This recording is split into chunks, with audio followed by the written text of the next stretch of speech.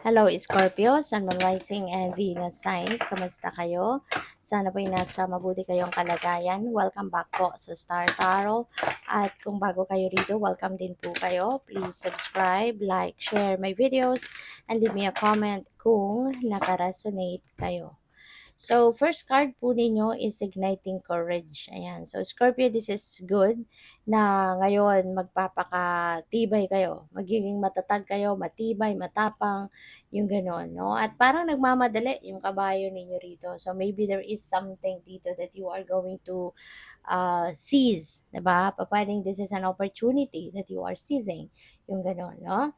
So, whatever this is, matapang ka. No, matapang ka. You are capitalizing on your inner strength and courage sa ngayon. Kaya kahit ano man yan na haharapin mo, talagang okay lang sa'yo na magmamadali ka because you are ready for it. No?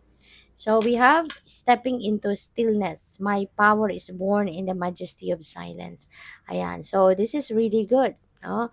Kasi kailangan talaga natin ito paminsan-minsan. Kailangan natin na nilalagay natin ang sarili natin into stillness, kailangan natin na nagme-me time tayo, kailangan natin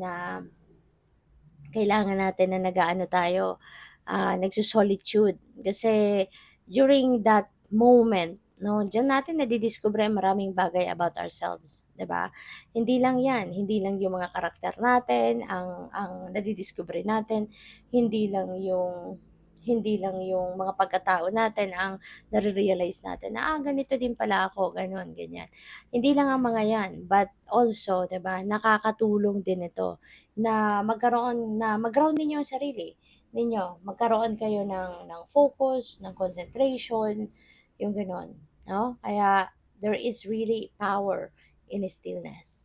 So what else? We have launching your journey.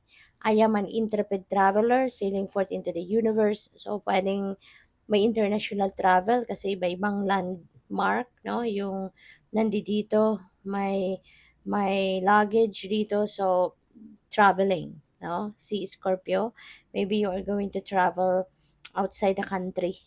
Or po pwedeng domestic din na travel, ito depende sa inyong sitwasyon. But definitely mag-iikot ka, maglilibot, maybe you are going to explore different places, no? So po pwedeng related yan sa business, po pwede rin na related yan sa pasyal, no? Baka nasa bucket list ninyo ang pamamasyal.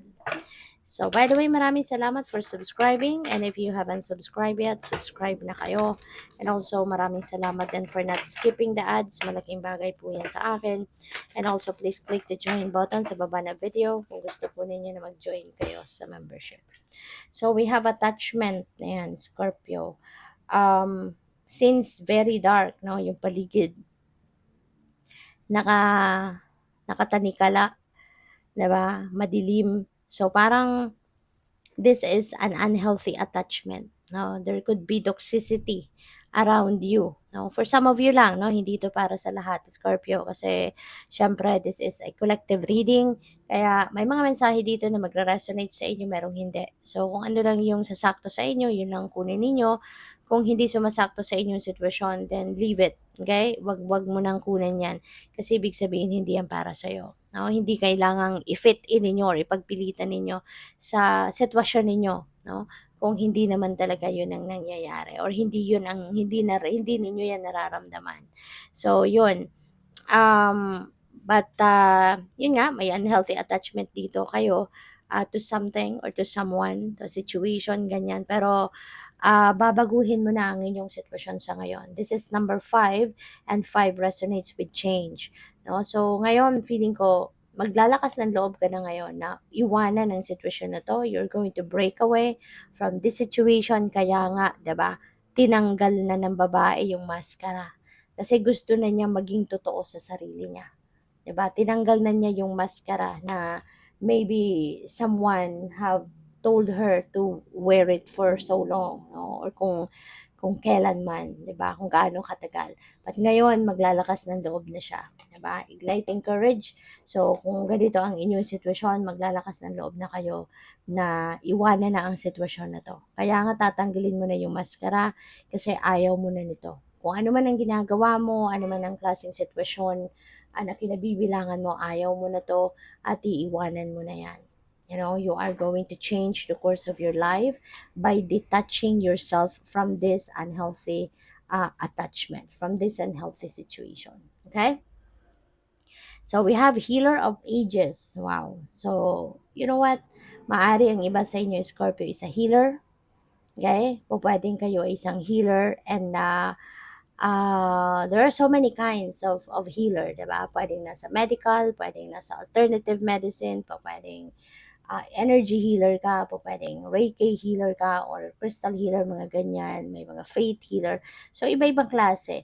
So, depende sa inyong sitwasyon. But maybe ramdam mo or alam mo na siguro na you are a healer of some kind.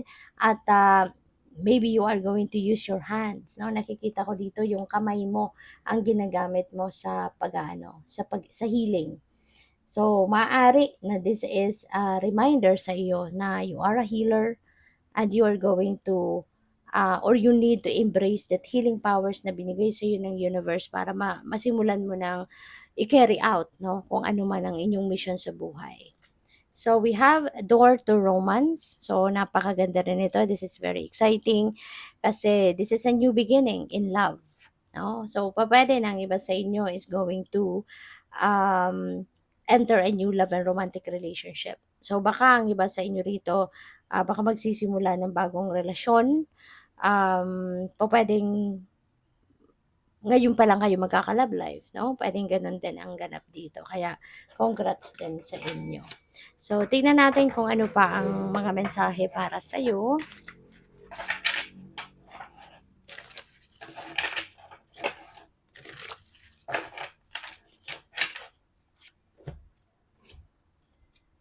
So, we have Ace of Pentacles, napakaganda. Ace of Pentacles is a new beginning in money, career, and finances. Okay? So, this is really beautiful. Magsisimula na, no? Kayong maging abundant, maging prosperous. This is going to be the start of inflow of abundance, no, sa buhay mo. Iba-iba ang pupuwedeng panggagalingan ng perang ito. Pupuwedeng manggagaling ito sa panalo, maaaring meron kayong mga winnings, pupuwedeng windfall 'yan, pupuwedeng merong inheritance, pupuwedeng galing sa sahod ninyo, sa trabaho. Maaaring nagkaroon kayo rito ng promotion, nagkaroon kayo ng pay raise, kaya malaki na. No, malaki na yung yung papasok na pera sa inyo. So, regardless kung saan man manggagaling ang mga perang ito na pupuwedeng dadating na sa inyo, this is going to be the start, no, of you living comfortably. Hindi man sobrang yaman, hindi man mayaman, pero you are going to live comfortably. Ito na yung simula.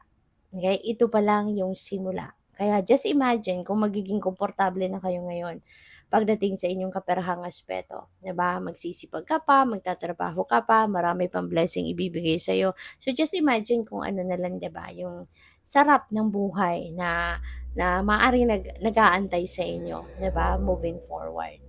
So we have Four of Cups. Ayan. So may offer sa inyo. Okay, merong offer. Kaya this is an eye-opener para sa inyo na 'wag na kayong maburyong, 'wag na kayong ang iba kasi siguro baka may frustrations kasi pupuwedeng yung hinahangad ninyo, hindi yun ang nangyari, yung minimithi ninyo, hindi yun ang nag-come to fruition. So, but there is an offer. Now, remember na kung ano yung para sa'yo, yun ang ibibigay sa'yo. Kung anong hindi para sa'yo, even if yun ang gusto mo, hindi pa rin yan ibibigay sa'yo, 'di ba? Kaya, mayroong offer ang divine sa'yo. The universe is offering you something, an opportunity dito na you never know, baka yung opportunity na 'to dito manggagaling yung bonggang pera ang dadating sa'yo, hindi ba? Kaya 'wag mong ignorin, 'wag mong dedmahin, 'di ba? Embrace it, welcome that into your life at pansinin mo, okay? So what else? We have Page of Swords. Si Page of Swords, um this is good news.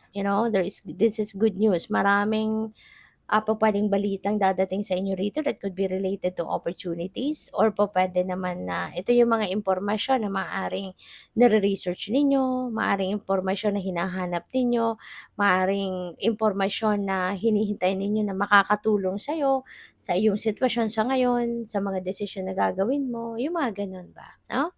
So, be ready, 'di ba, sa pagtanggap ng iba't ibang klaseng impormasyon sa ngayon. So, kasi pupuwede rin na iba-iba ang panggagalingan ano, ng mga information na 'yan. So, what else? We have, completion, release, change. So, talagang merong magbabago. There's going to be a lot of changes dito happening in your life. And ang maganda rito kasi may releasing. So, ibig sabihin, you are also going to release something that is not favorable for you anymore, 'di ba? So, 'di ba maganda? Kaya maraming swerte ang dadating sa'yo kasi tatanggalin mo na yung mga bagay 'no, na nagdudulot sa'yo ng negative, vibe 'no? And merong accomplishment kayo dito, may completion, eh. So, there is something also that you're going to finish. There is something that is coming to its full cycle kaya ano na, accomplishment mo na 'yon. So we have water element, emotions, flow, healing. Ayan, healer of the ages, tapos may healing dito. So you know what, Scorpio, maaari talaga na isa kayo sa mga chosen ones, 'di ba?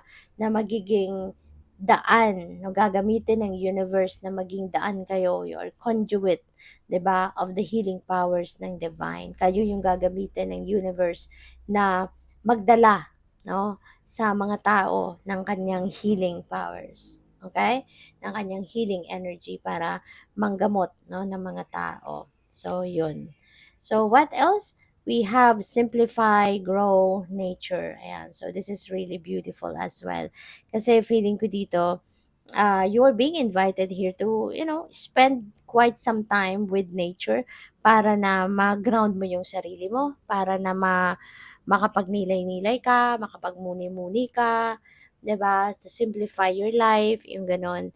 Kasi pupuwede na marami kayong pinagkakabisihan kaya maaaring ang iba din sa inyo, you're here and there. Kumbaga, you're all over the place, multitasking, ganyan.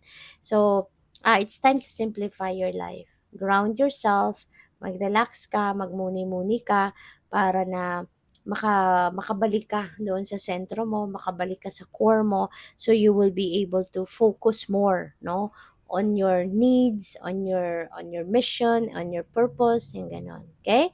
Good luck. Thank you for watching. Love and light. Namaste.